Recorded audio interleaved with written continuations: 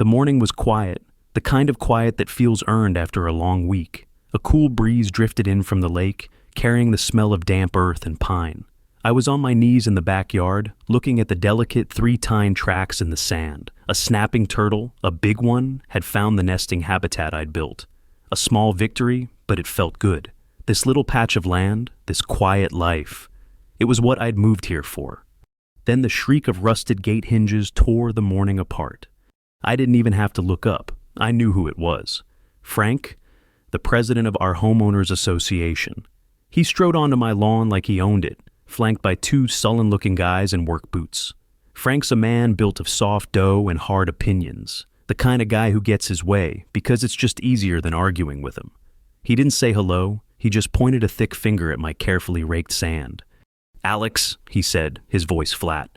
"This is your final warning. That's a $500 fine for an unauthorized landscape feature. You've got 24 hours to get rid of this mess." I stood up slowly, wiping the dirt from my knees. My hand instinctively went to my pocket, my fingers finding the cold, smooth brass of the old subway token I always carry. A nervous habit, a reminder of a time I didn't listen to my gut. "It's not a mess, Frank. It's a turtle nesting habitat. I have a permit from the state's Department of Wildlife." Frank waved his hand as if swatting away a fly. "I don't care if you have a permission slip from the president himself. This is a violation."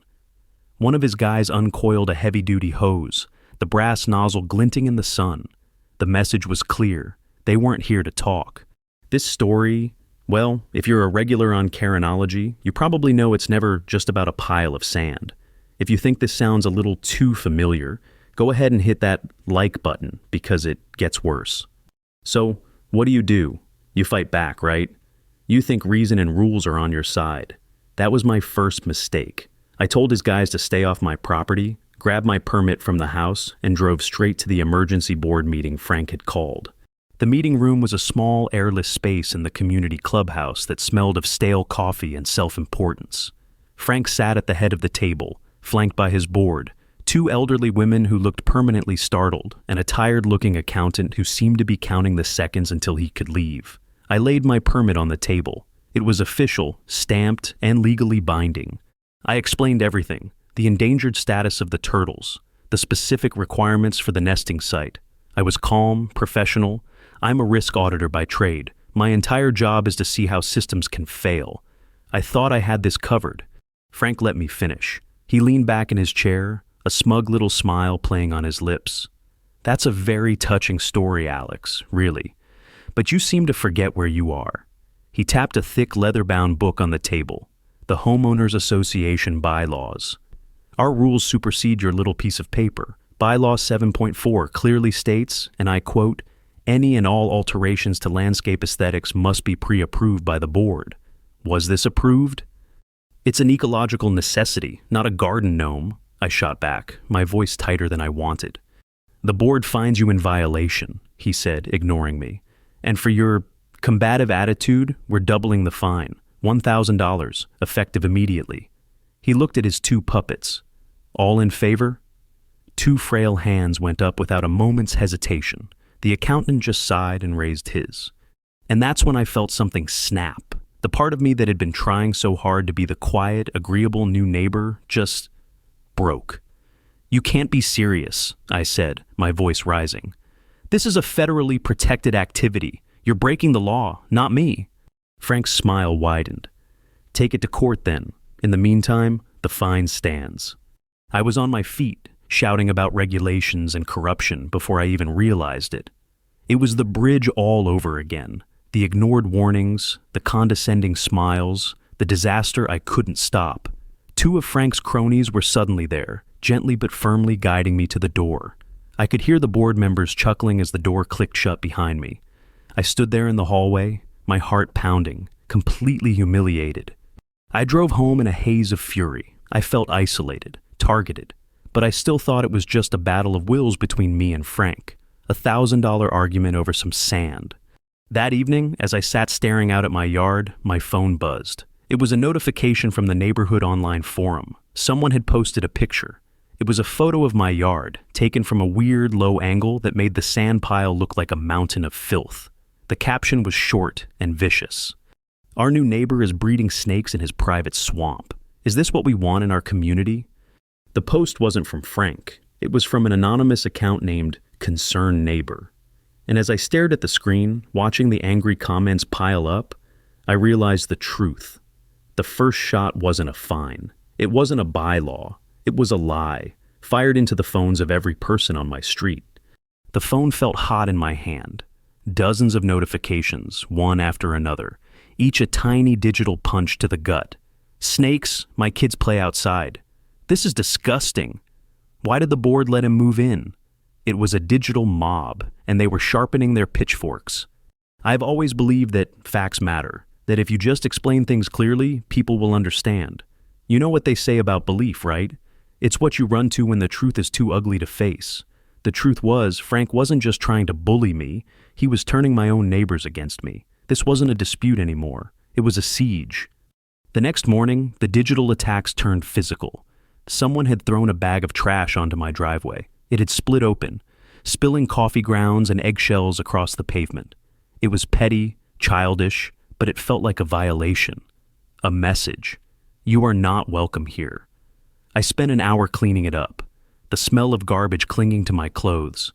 All day cars would slow down as they passed my house. People would point. I saw a woman pull her child away from my fence, as if my lawn was radioactive. Frank, of course, was a ghost. He didn't have to do anything. He'd lit the fuse and was now watching the fire from a safe distance. He even posted a community update in the forum. Please remain calm. The board is addressing the sanitation issue on Lot 12 with the utmost urgency. We are committed to maintaining the safety and beauty of our neighborhood.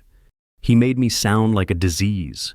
Lot 12, not Alex, not your neighbor. Just a number, a problem to be solved. Have you ever been made to feel like you don't belong in your own home? It's a cold, heavy feeling that sinks right into your bones. I tried to fight back online. I posted my permit. I shared links to the Department of Wildlife website. I explained that the sand was clean, the turtles were harmless, and there were no snakes. It was like shouting into a hurricane. For every fact I posted, a dozen anonymous comments appeared, calling me a liar, an elitist, a danger to their children.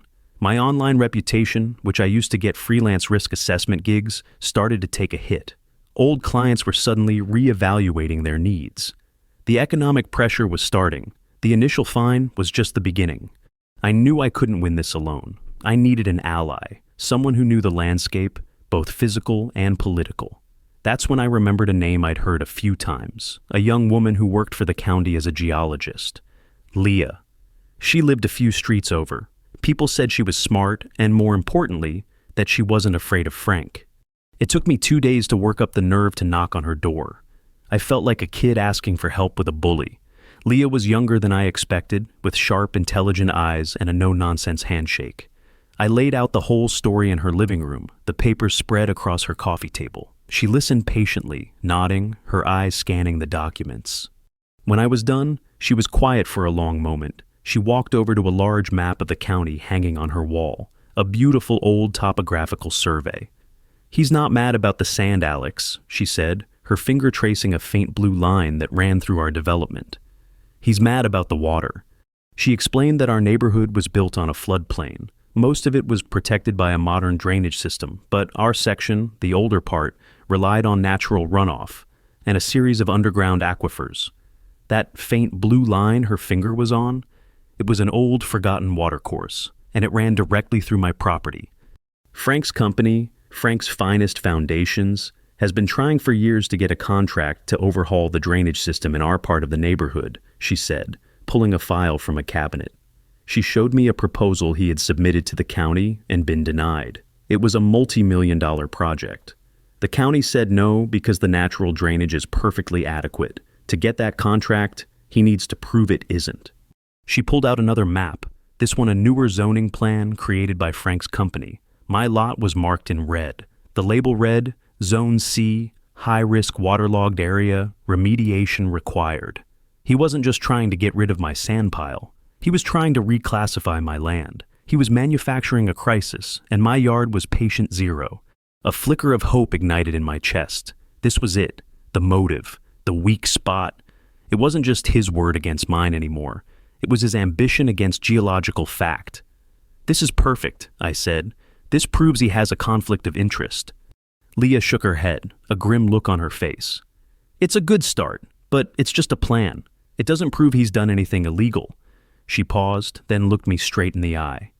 "And Frank is very good at making problems. Disappear." That night, the sky opened up. A torrential biblical downpour that hammered against the roof and turned the streets into rivers. I stood at my window, watching the rain, a knot of dread tightening in my stomach. The sound of the storm was deafening, but underneath it all, I thought I heard another sound, a low, grinding rumble, like heavy machinery somewhere out in the dark. I told myself it was just the wind.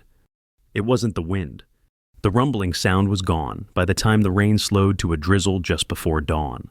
I didn't sleep. I just sat in a chair by the window, watching the water pool on the street, the old subway token cool and heavy in my hand. I kept telling myself that what Leah had shown me was enough, a motive, a plan. Surely that would be enough to make people listen.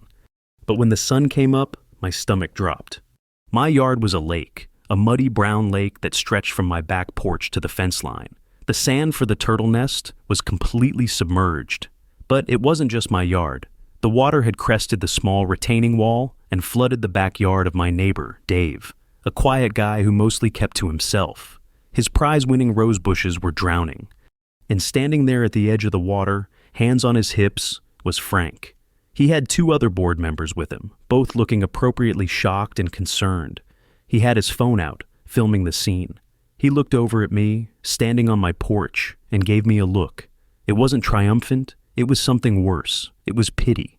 The kind of look you give someone right before you destroy them. "Well, Alex," he called out, his voice carrying easily over the still morning air. "Looks like your ecological necessity just caused a few $1,000s in property damage. This is an emergency." He didn't wait for a response. He turned to his cronies. "The board declares a state of emergency. We have the right to take immediate remedial action." Before I could even process what that meant, a backhoe that had been parked down the street roared to life and trundled onto my lawn, its heavy treads chewing up the sod. They weren't just going to remove the sand, they were going to tear my entire yard apart. I ran out, shouting at them to stop, that this was illegal. Frank just held up his hand. "It's in the bylaws, Alex. Emergency powers. We're protecting the community from the hazard you created." Dave, my neighbor, came out of his house. He looked at his ruined garden, then at me. There was no anger in his eyes, just a deep, weary disappointment.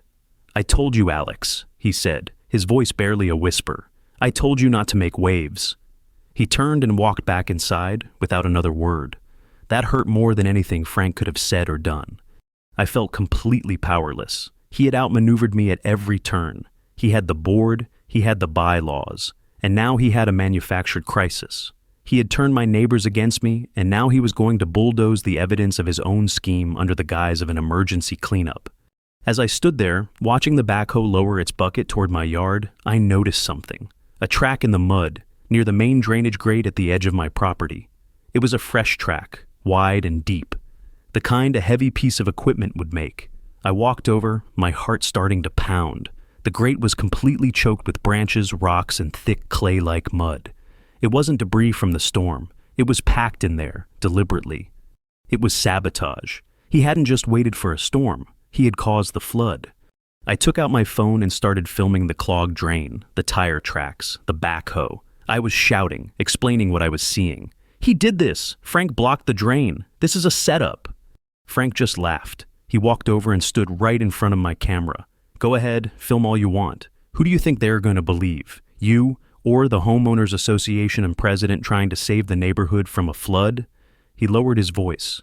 "You're done, Alex. It's over." He was right. It was my word against his, my grainy cell phone video against his official emergency declaration. I felt that old, familiar coldness creep back in, the feeling of watching a bridge collapse and knowing you did everything you could, but it wasn't enough. I had lost. That afternoon, my yard was a sea of mud. The backhoe had scraped away not just the sand, but the topsoil itself, leaving a barren, ugly scar. The fine had been tripled to $3,000 to cover the cleanup. And the final insult? a certified letter from the board informing me that my property was now officially designated a chronic drainage hazard and that a permanent engineering solution would be required. A solution I knew that would be designed and built by Frank's finest foundations. He had won, completely and utterly. I sat on my porch, the letter in my hand, and for the first time since I moved here, I thought about leaving. Maybe this quiet life wasn't for me. Maybe some fights. You just can't win. What would you do? Would you pack it all in and cut your losses? Let me know in the comments if you've ever hit a wall like that. I was ready to give up, and then I got a call from a man I hadn't spoken to in years, an old judge who used to live next door to me, back in the city, a man who owed me a favor. The phone call felt like a lifeline. Judge Miller wasn't just any judge. He was retired from the state's superior court, a sharp, pragmatic man who had spent 40 years untangling messes far more complicated than mine.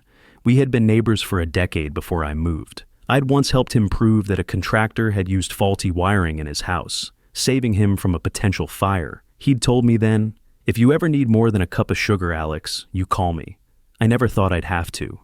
I explained everything, the voice on the other end listening without interruption. When I finished, the silence on the line was heavy.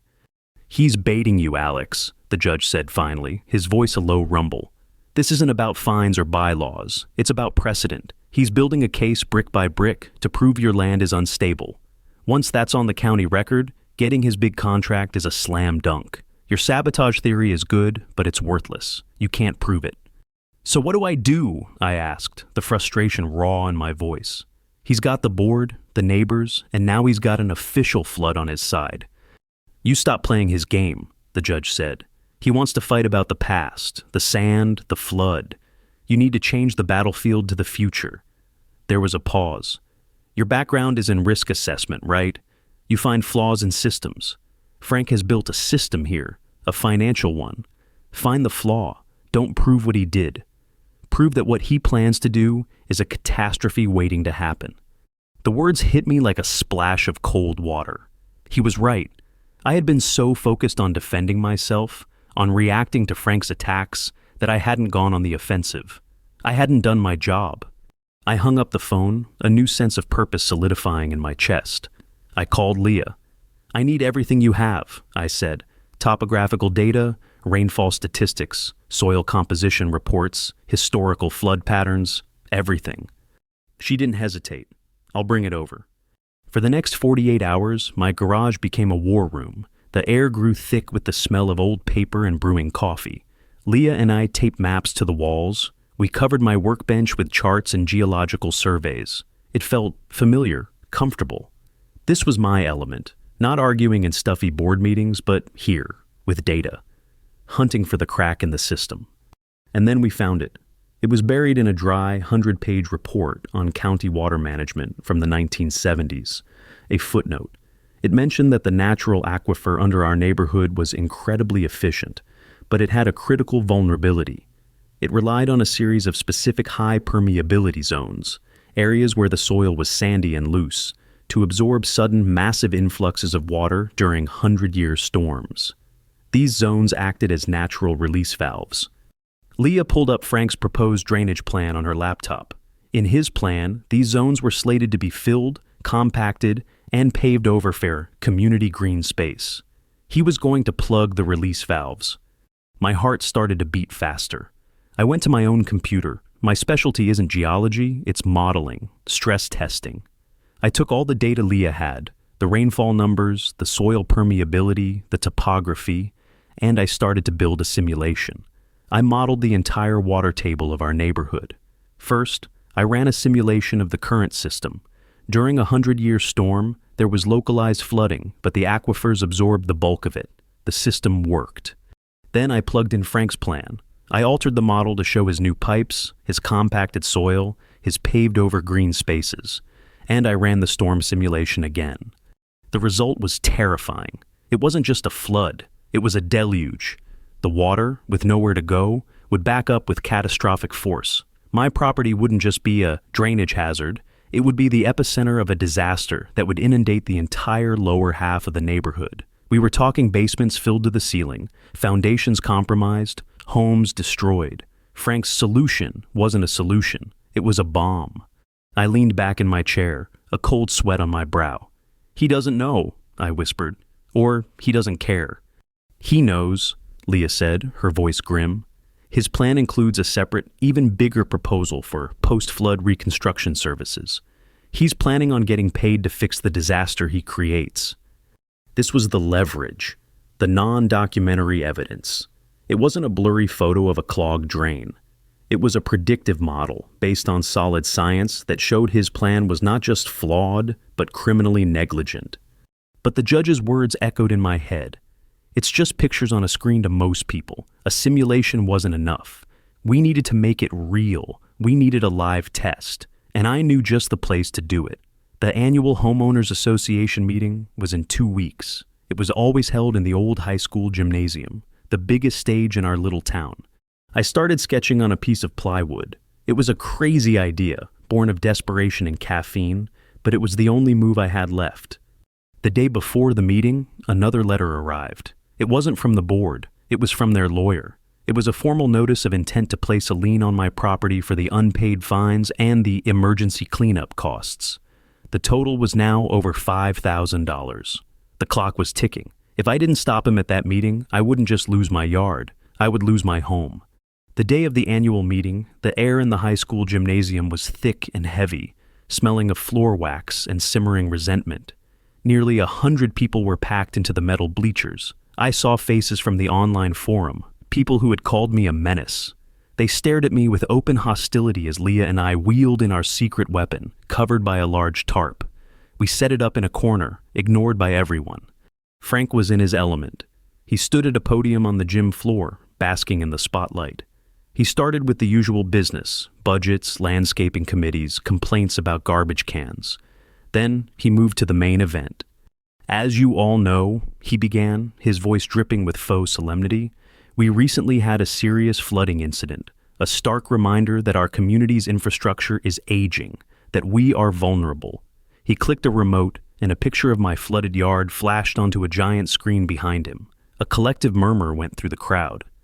"But I am not here to point fingers," he continued, a magnanimous lie. "I am here to offer a solution." He unveiled his masterpiece, the Clearwater Secure Drainage Project. It was all there, colorful charts, impressive-looking diagrams, and a price tag that made several people gasp. $2 million. To be paid for by a special assessment, a mandatory fee added to every homeowner's dues for the next 10 years. He spoke for 20 minutes, weaving a tale of safety, security, and rising property values. He was good, I had to give him that. He was selling them a fantasy, and they were buying it. When he finished, the room erupted in applause. "Are there any questions?" Frank asked, scanning the room with a confident smirk. This was my moment. I stood up. "I have one." The applause died down. All eyes turned to me. Frank's smile tightened. "Ah, Mr. Miller, I'm surprised you have the nerve to show your face here." "You're right, Frank. Water does find a way," I said, my voice steady, amplified by the gym's acoustics. "But you've been showing everyone the wrong map. Let me show them the right one." Leah and I pulled the tarp off our creation. It was a scale model of our neighborhood, about 10 feet by 6 feet, built on a sheet of plywood. We'd spent a week on it, using foam, plaster, and tiny model houses. It was an exact replica of the lower development, right down to the gentle slope of the land. It was crude, but it was accurate. "What is this circus?" Frank demanded, but the crowd was already intrigued, people leaning forward in their seats. "This," I said, walking over to the model, "is our neighborhood, and this is what happens during a heavy storm." Leah and I picked up 2 large buckets of water, dyed blue for effect, and poured them over the top of the model. The water flowed down the tiny streets, pooled in the low spots, and then drained away through a series of small holes we'd drilled, the natural aquifers.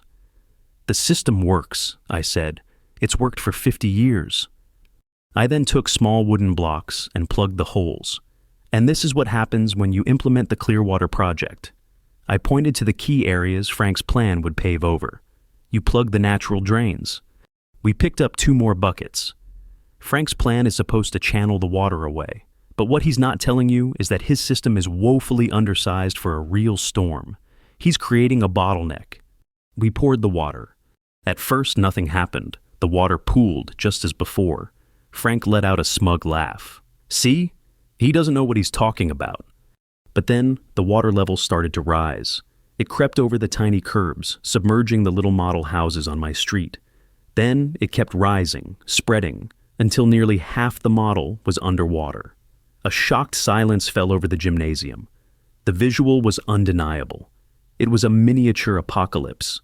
I let the image sink in. The silence was my ally. Then I delivered the final blow. My name is Alex Miller. For 15 years, I was a senior risk auditor for one of the largest infrastructure insurance firms in the country. My job was to tell people when their projects were going to fail. I'm telling you now, this project won't just fail, it will bankrupt this community.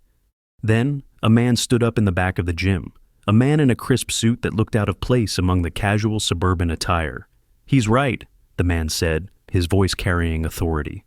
I had invited him. He was a senior underwriter from the company that held the master insurance policy for our entire homeowners association. I was asked by a concerned party to review this proposal, the underwriter continued, looking directly at Frank. If this board approves the Clearwater project, based on the clear evidence that it multiplies the risk of catastrophic flooding, our company will be forced to terminate the community's liability policy, effective immediately. Any and all damages from future flooding will be the personal financial responsibility of each member of the board who votes yes. The room exploded. People were shouting, pointing at Frank, their faces a mixture of fury and panic. The two old ladies on the board looked like they were about to faint. The accountant was frantically wiping sweat from his forehead. Frank stood frozen at the podium, his face pale. The smug confidence had vanished, replaced by the slack-jawed look of a man who had just watched his entire world collapse. I looked at him, standing there amidst the chaos he had created, and for the first time in months, I felt the cold weight in my pocket feel a little lighter. I leaned into the microphone. "You wanted the water to find its way, Frank," I said, my voice low but clear. "It just found its way to your wallet." The vote on his project never happened. Instead, a motion was made to investigate Frank for fraud and conflict of interest. It passed unanimously. The tide had turned. But as I looked around the room at the faces of my neighbors, I didn't see relief. I didn't see gratitude. I saw suspicion. I had saved them, yes.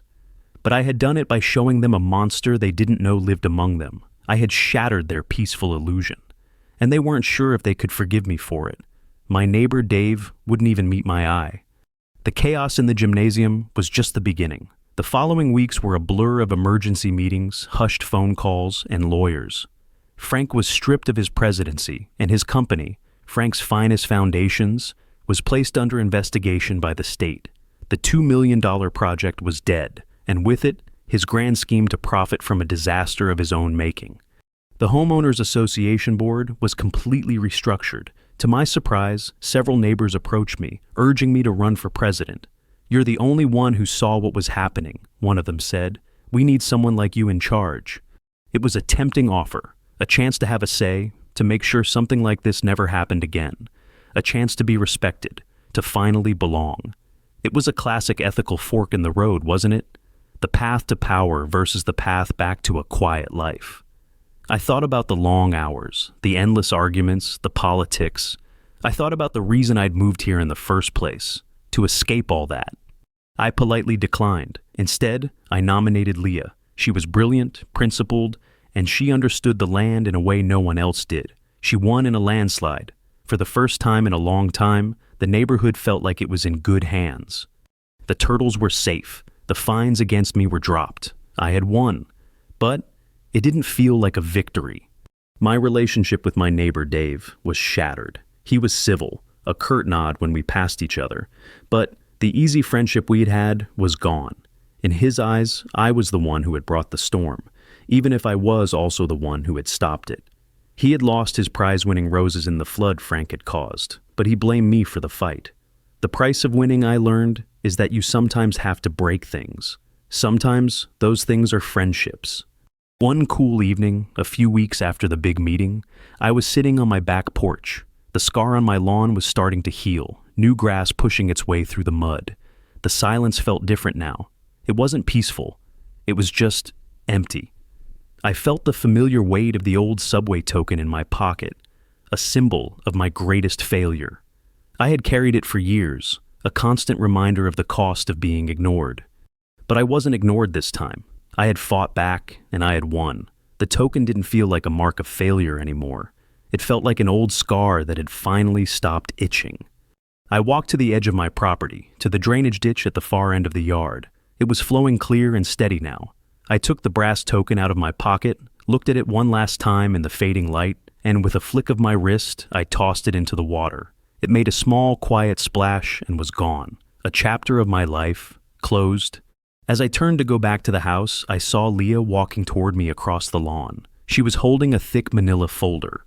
"We found something," she said, her expression serious. "In Frank's financial records, the ones his lawyer had to turn over to the state." She opened the folder. It was full of bank statements and land deeds. "He wasn't just planning to get the drainage contract," she explained, pointing to a series of transactions.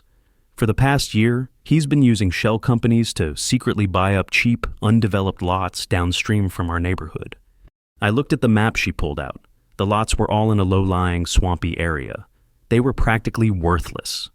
"Why would he buy swampland?" I asked.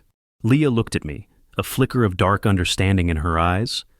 "Because he knew they wouldn't be swampland for long." She pointed to the simulation I had run.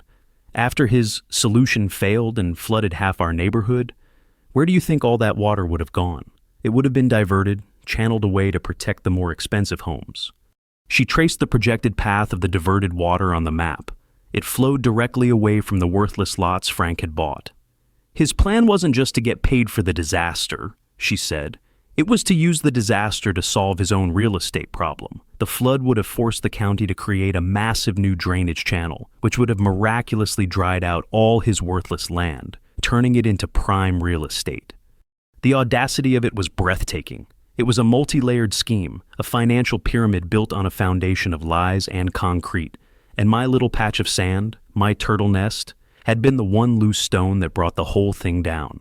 We stood there in the twilight, the crickets starting their evening song. Justice had been done.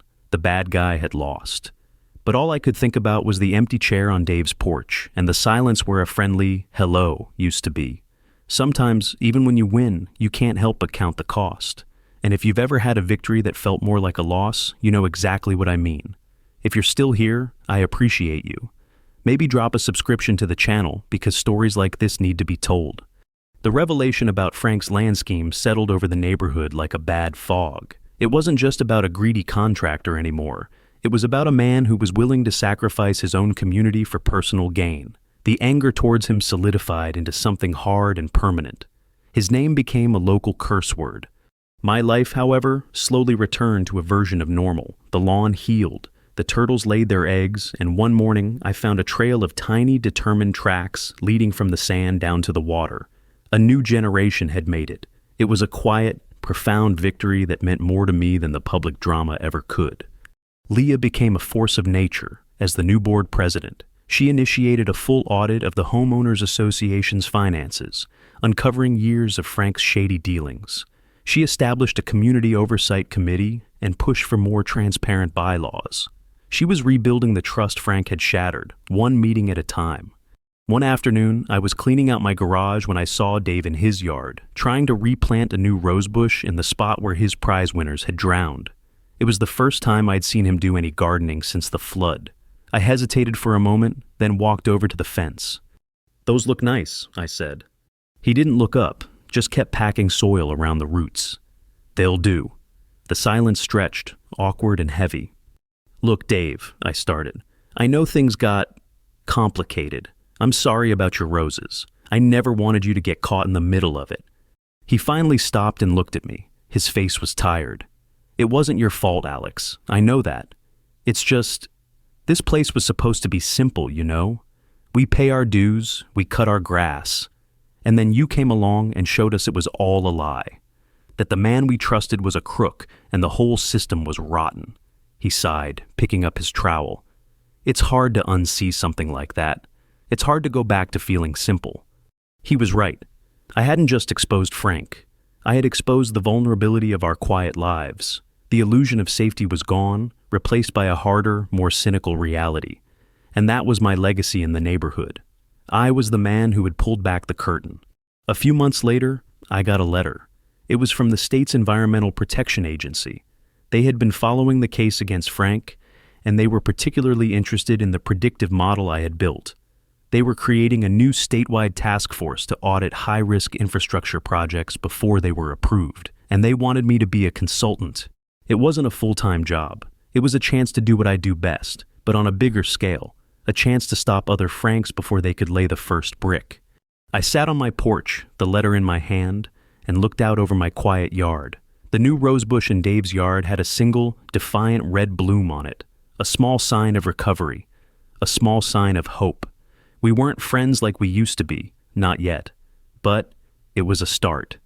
My win wasn't a loud, triumphant thing. It didn't end with a courtroom gavel or a cheering crowd.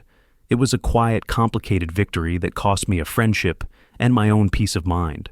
But it also gave me a new purpose.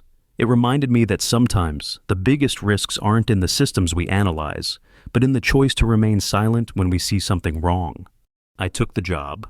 The fight with Frank had changed me. It had dredged up the ghosts of an old failure and forced me to face them.